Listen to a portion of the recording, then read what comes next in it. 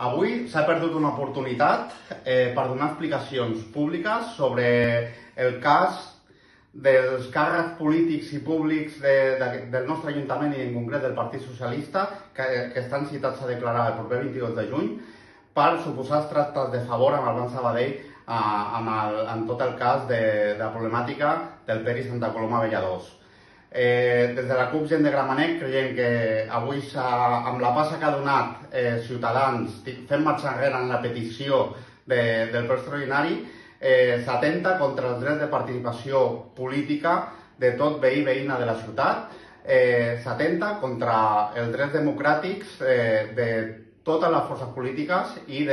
també de les entitats ciutadanes. En concret, és molt greu que no es vulgui fer un ple extraordinari perquè dues entitats o organitzacions de la ciutat han demanat paraula. Precisament dues entitats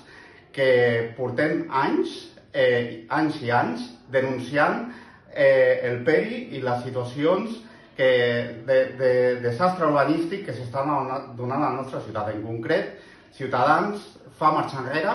perquè la plataforma referent per tots i totes en la lluita per la defensa del barri antic, Salvem el barri antic,